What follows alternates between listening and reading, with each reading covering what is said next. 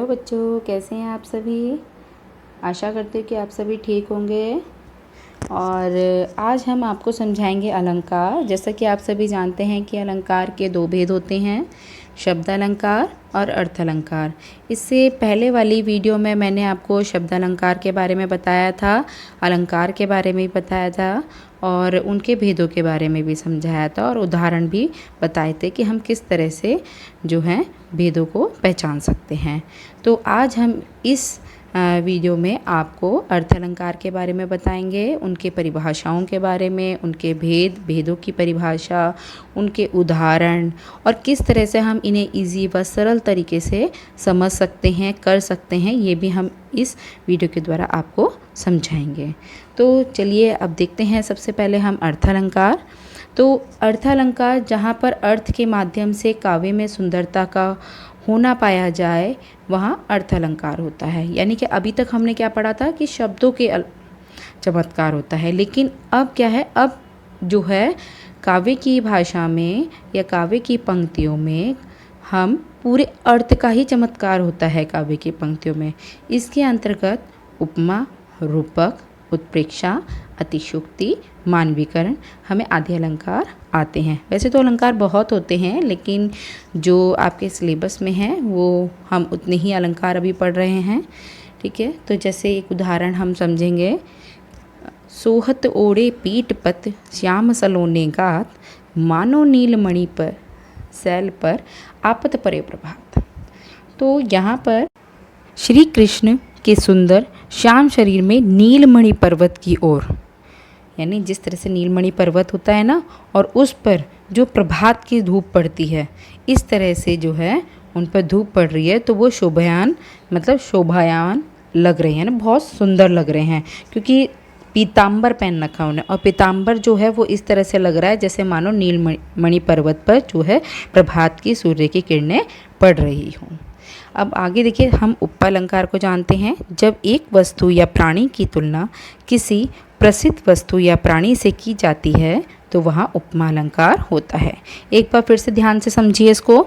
जब एक वस्तु या प्राणी की तुलना, कोई भी एक वस्तु हो या प्राणी हो, एक साधारण कॉमन जिसे चीज़ हम बोलते हैं सामान्य, अगर उसे किसी प्रसिद्ध लोक प्रसिद्ध प्राणी या वस्तु से की जाए तो वहाँ उपमा अलंकार होता है। क्यों? क्योंकि उपमा का जो है अर्थी तुलना होता है।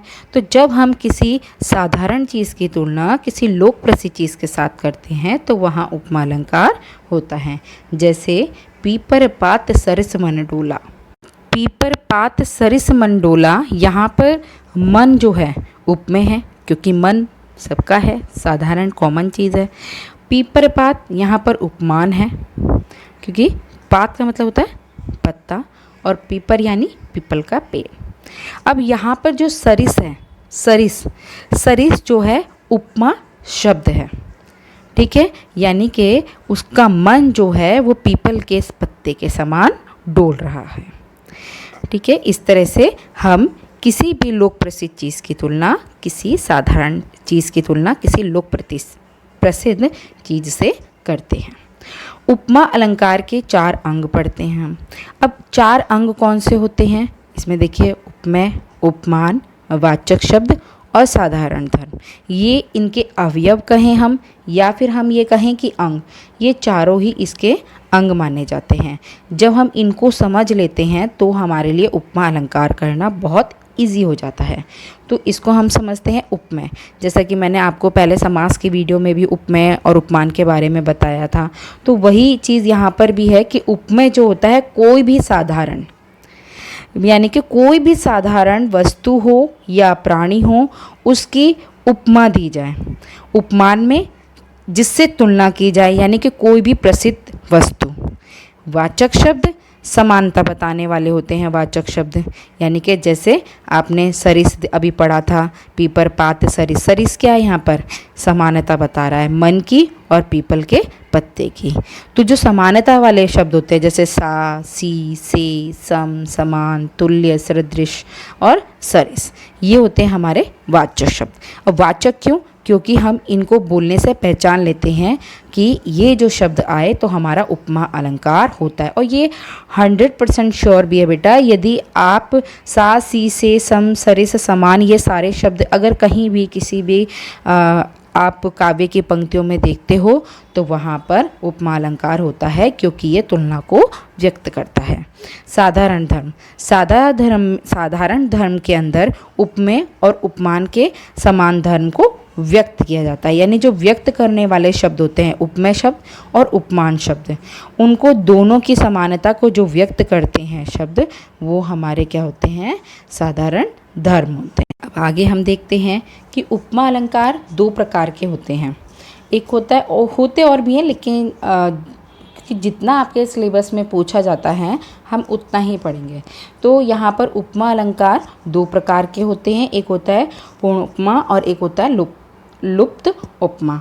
अब यहाँ पर जो पूर्ण उपमा जो अलंकार है उसमें इसका नाम क्या है, जैसे कि नाम से ही हमें पता लग रहा है कि जो उपमा पूर्ण हो, जिसमें जिस भी चीज़ की तुलना की जाए वो सारी चीज़ें उसमें पूर्ण रूप से हों। तो जहाँ उपमा अलंकार के चारों अंग विद्यमान, अभी हमने चारों अंग पढ़े ना, अवयव, उपमेय, उपमान, वाचक और साधारण धर्म। तो जब ये चारों चीज़ें किसी काव्य की पंक्ति में आती हैं तो उन्हें पूर्ण उपमा अलंकार कहते हैं। इस वाक्य में उपमा के चारों अंग हैं, जैसे मुख चंद्रमा के समान सुंदर है, तो यहाँ पर मुख क्या है, साधारण, तो साधारण क्या हो गया, उपमेय हो गया। चंद्रमा क्या है, लोक प्रसिद्ध है, तो ये उपमान हो गया। वाचक शब्द क्या है, समान है, ठीक है। और इसके बाद सुंदर क्या है, क्योंकि सुंदर जो है उपमेय और उपमान का समानता बताने के लिए है, तो यहाँ पर ये क्या हो गया, साधारण धर्म हो गया, सुंदर। तो जब किसी काव्य की पंक्तियों में जब चारों अवयव बताए जाते हैं, उपमा के चारों अंग बताए जाते हैं, वहाँ पर पूर्ण उपमा अलंकार होता है। अब दूसरा देखिए, लुप्त उपमा। अब जैसे कि इसके नाम से भी हमें पता लग रहा है, लुप्त यानी गायब हो जाना। तो लुप्त उपमा के अंदर जहाँ उपमेय, उपमान हो, वाचक हो, साधारण धर्म, ये चारों अंग है, और यदि इन अंग में से कोई भी एक चीज़ नहीं होती है, चाहे उपमेय नहीं हो या उपमान को नहीं बता रखा हो या वाचक शब्द नहीं हो या साधारण धर्म, अगर कोई भी एक चीज़ का लुप्त हो या नहीं उसमें दिखाई जाए, काव्य की पंक्तियों में लिखी जाए, तो वहाँ पर लुप्त उपमा अलंकार होता है। जैसे इसमें देखिए, मुख चंद्रमा के समान है।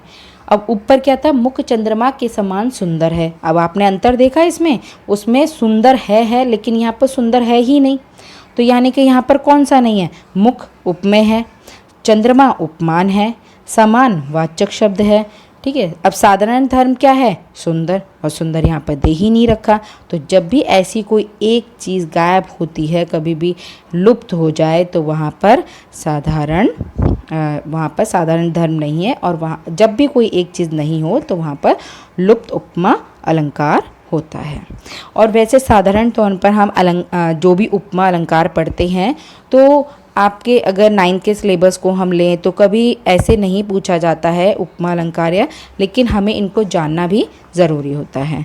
तो हम उपमा के सीधे सीधे कुछ उदाहरण भी देखते हैं। हरिपद कोमल कमल से, तो यहाँ पर है हरिपद, यानी हरि जो हैं भगवान, पद यानी पैर, किसके समान है, कोमल कमल के समान है। फैली खेतों में दूर तलक मखमल सी कोमल हरियाली।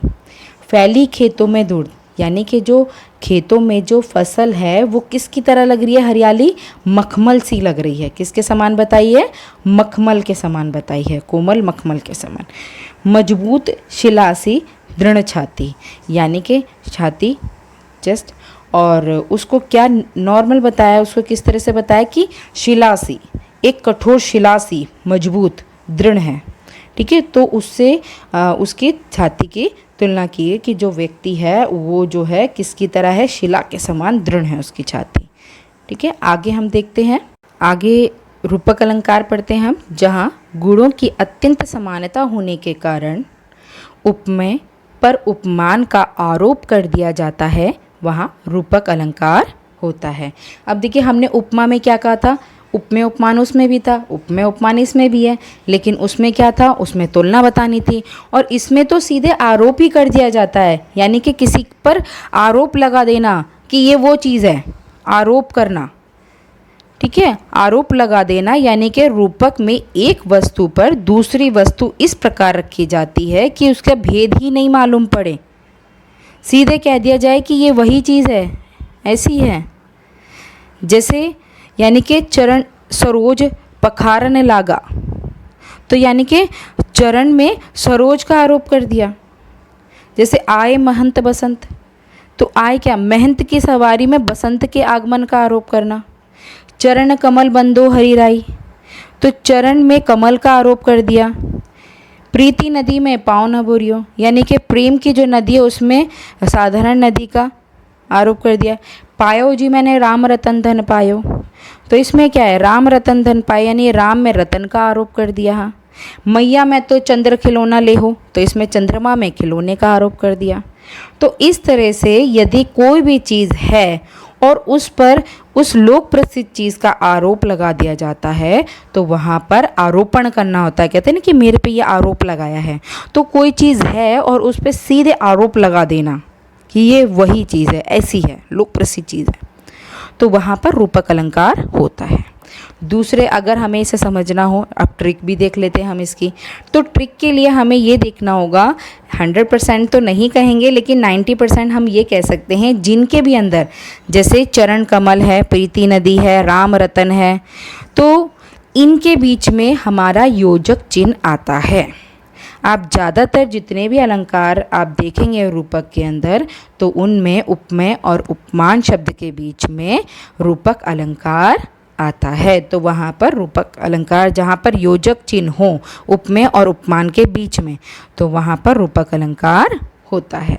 और उपमा में क्या बताया था, सा सी से सम सरिस समान वाचक शब्द थे, और रूपक में क्या है, योजक चिन्ह आता है, किसके बीच में, उपमेय और उपमान के बीच में, तो वहाँ पर हमारा क्या होता है, रूपक अलंकार होता है। उसमें तुलना थी और इसमें आरोप करना है। अब आगे देखिए हमारा तीसरा क्या है, उत्प्रेक्षा अलंकार। उत्प्रेक्षा में जहाँ उपमेय में उपमान की संभावना अथवा कल्पना की जाए वहाँ पर उत्प्रेक्षा अलंकार होता है। जैसे हम कभी कभी कोई प्रोग्राम हो रहा हो, कोई सज धज के आए, तो हम कह देते ना ये तो वास्तव में ऐसा लग रहा है मानो जैसे कि खुद शंकर जी हो या कृष्ण भगवान हो, या फंक्शन स्कूल में हो या कहीं पर हम कहीं जाएं तो वो दूसरे का वेश धारण कर ले, तो हम ऐसा हमें लगता नहीं कि बिल्कुल मान लो यही है, कि जैसे वास्तव में ऐसा लगता है कि कृष्ण भगवान का ऐसा रूप इन्होंने मतलब मेकअप किया है, जैसे मान लो वास्तव में कृष्ण भगवान ही आ गए। तो उस चीज़ पे मानने वाली, सीधे मान लो है नहीं, लेकिन मान लो, ज़बरदस्ती वाली बात है कि भाई मान लो, संभावना है, कल्पना कर ली अपने मन में और मान भी लो, है ना, वो चीज़ तो उत्प्रेक्षा अलंकार में होती है।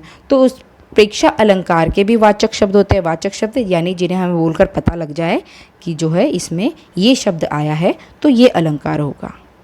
जैसे मनु, मानो, मनहु, जनु, जानो, ज्यों, जनहु, मानो, की। थोड़ा इसमें डिफरेंस करके मतलब कभी कभी काव्य पंक्तियों में होता है, लेकिन अगर इसी टाइप से अगर कोई भी शब्द आता है तो वह 100% श्योर है कि आपका उत्प्रेक्षा अलंकार ही होगा। इसीलिए इन्हें वाचक शब्द हम कहते हैं। जैसे उदाहरण के तौर पर, उस काल मारे क्रोध के तनु कांपने उसका लगा, मानो हवा के वेग से सोता हुआ सागर जगा। तो अब यहाँ पर क्या बोला, उस काल मारे क्रोध के, यानी कि उस समय उसके क्रोध के कारण उसका शरीर जो है ऐसे कांपने लगा, मानो जैसे कोई समुद्र होता है ना कि बिल्कुल शांत होता है और जैसी तेज़ हवा चलने लगती है तो उसमें लहरें उठने लगती है, तो वो शांत जो है समुद्र जो है वो जो है बिल्कुल शांत है और उसमें तेज़ हिलोरें उठने लगती हैं, लहरें उठने लगती हैं सागर के अंदर, समुद्र के अंदर। तो वहाँ पर ये क्या है कि मानो हवा के वेग से सोता हुआ, यानी जो शांत सागर है वो एकदम तेज़ हवा आने पर उसमें उतनी ही ज़्यादा तेज़ लहरें उछाल लेती हैं, तो वो उसका शरीर भी उसके क्रोध के कारण कांपने लगा। तो है नहीं मगर मान लो। ज्यों जल महा तेल की गागरी बूंद न ताको लागी। अब ज्यों आ गया इसमें देखिए, और उसमें क्या था, मानो था, अंडरलाइन भी कर रखा है ना, मानो है, ज्यों है। तो ज्यों जल महा तेल की गागरी बूंद न ताको लागी। तो इसके अंदर हमें देखेंगे कि ज्यों जल महा तेल की घाघरी बूंद न ताको लागी। तो इसमें जो है ये 10वीं क्लास की सूरदास के पद से ली गई पंक्तियां हैं, जिसमें जब श्री कृष्ण जो उद्धव उनके साथ रहते हैं और उन पर श्री कृष्ण के प्रेम सौंदर्य आकर्षण का कोई प्रभाव नहीं पड़ता है, तो गोपियाँ उनसे उल्हाना देती हुई कहती हैं कि आप तो उसके समान हो जिस प्रकार तेल की गागर अगर पानी में रहे तो वो पानी की एक बूंद भी उसको स्पर्श नहीं कर पाती। आपने देखा होगा ना कभी कि अगर पानी में तेल गिर जाता है तो वो कभी भी पानी के अंदर मिक्स नहीं होता, मिलता नहीं है, पानी से अलग ही अलग रहता है। तो जिस तरह से तेल की गागर यदि पानी में डाल दी जाए मगर उसकी एक बूंद भी उसको स्पर्श नहीं कर पाते, इसी तरह से आप भी श्री कृष्ण से जो है इतने समीप रहने के बाद भी उनके प्रेम से अनुरक्त हैं, विरक्त हैं, दूर हैं। ठीक है, तो मानने की बात कर दी कि इस तरह से आप हैं जैसे तेल की गागर होती है और वो पानी में रहने के बावजूद भी उससे पानी को स्पर्श नहीं कर पाता है, पानी उसको, उस तेल की गागर को, तो उसी प्रकार आप भी श्री कृष्ण के समीप रहने के बावजूद भी उनके प्रेम से विरक्त हैं, इस तरह से। अब आगे देखिए, सोहत ओढ़े पीत पट श्याम सलोने गात, मानो नीलमणि पर सैल आपत परे प्रभात। अभी समझाया था जैसे कि हमने अभी, तो वही है यहाँ पर कि जो श्री कृष्ण हैं वो पीताम्बर पहनकर यानी पीले वस्त्र पहनकर ऐसे लग रहे हैं मानो जैसे नीलमणि पर्वत पर सुबह का प्रभात का जो सूर्य है उसकी किरण पड़ रही हो। अब हम आगे पढ़ेंगे मानवीकरण अलंकार के बारे में। तो मानवीकरण अलंकार से अभिप्राय होता है जड़ पर चेतन का आरोपण। अब जड़ क्या होती हैं? जो प्राकृतिक चीज़ें होती हैं, जड़ पदार्थ चीज़ें, और चेतन होती हैं सजीव। तो जब कभी प्रकृति पर चेतनता का आरोप कर उसे मानव क्रिया या भावना के रूप में प्रस्तुत करता है तो वह मानवीकरण अलंकार होता है। एक तरह से हम इसको ऐसे भी समझ सकते हैं, जहाँ प्रकृति की जो चीज़ें हैं हमारी जितनी भी नेचुरल थिंग्स, उसमें मानवीय क्रियाओं का, मनुष्य की मानवीय क्रिया होती है, हंसना है, रोना है, गाना है, खेलना है, कूदना है, सजना है, संवरना है, ये सब क्रियाएं कौन करते हैं? मानव करते हैं।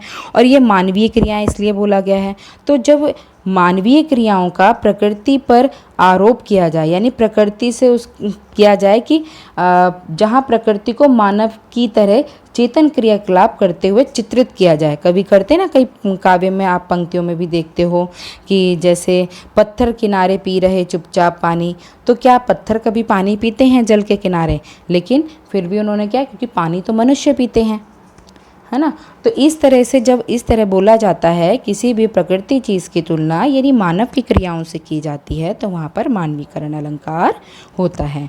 कुछ उदाहरण हम इसके समझते हैं, जैसे मेघ आए बड़े बंठन के सवर के। अब देखिए, बंठन के सवर के कौन रहते हैं? मनुष्य की क्रियाएं होती हैं, ये मानव की क्रियाएं हैं। लेकिन क्या बोला है यहाँ पर कि मेघ आए बड़े बंठन के सवर के, तो जब मेघों को मानव की क्रियाओं से जोड़ा तो यहाँ पर क्या हो गया? मानवीकरण अलंकार हो गया। आगे, मिट्टी हंस दे तो बसंत ऋतु छा जाए, मिट्टी रो दे तो पतझड़ आ जाए। तो यहाँ पर हंसना और रोना किसकी क्रिया है? मानवीय क्रिया है।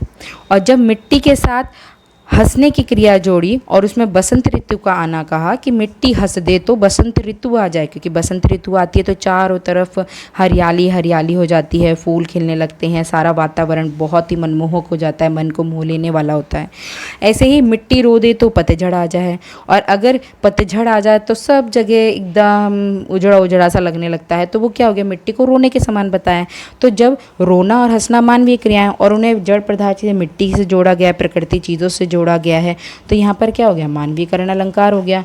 सरसों की ना पूछो हो गई सबसे सयानी। इसी तरह से आगे देखिए, सरसों की ना पूछो हो गई सबसे सयानी, हाथ पी लेकर ब्याह मंडप में पधारी।